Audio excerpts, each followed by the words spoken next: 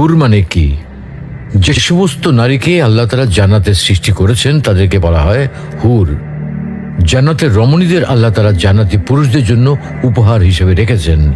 আল্লাহ তাআলা তাদেরকে জান্নাত প্রাপ্ত পুরুষদের সাথে বিয়ে দেবেন, ফলে তারা স্বামী স্ত্রী হিসেবে চিরকালের জন্য জান্নাতে বসবাস করতে থাকবে।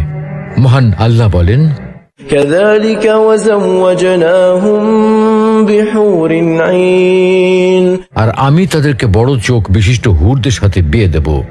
জান্নাতের হুর হবে চিরকুমারী ও সমবয়সের প্রেম সোহাগিনী। জান্নাতে একজন হুর যদি দুনিয়ায় একবার দৃষ্টি দিত, তাহলে আকাশ ও জমিনের মধ্যবর্তী স্থান সুবাসে ভরে যেত। পূর্ব পশ্চিম প্রান্তকে তথা সমগ্র পৃথিবীটাকে সুসজ্জিত করে দিত। প্রতিটি চোখ সব জিনিস থেকে দৃষ্টি ফিরিয়ে তার দিকে চেয়ে থাকত এবং সৃষ্টিকুল আল্লাহর প্রশংসা ও বড়ত্ব বর্ণনা করত। জান্নাতি পুরুষেরা যখনই তাদের দিকে তাকাবে, আনন্দে মন ভরে যাবে। যখন কথা বলবে, ছন্দময় মিষ্টি কথা দ্বারা হৃদয় ভরে দেবে। জান্নাতের রুম সমূহে যখন তারা ঘোরাফেরা করবে, তখন তাদের আলোতে রুমগুলো আলোময় হয়ে যাবে। জান্নাতের অধিবাসী নারী পুরুষগণ হবে একই বয়সের পরিপূর্ণ যুবক যুবতী।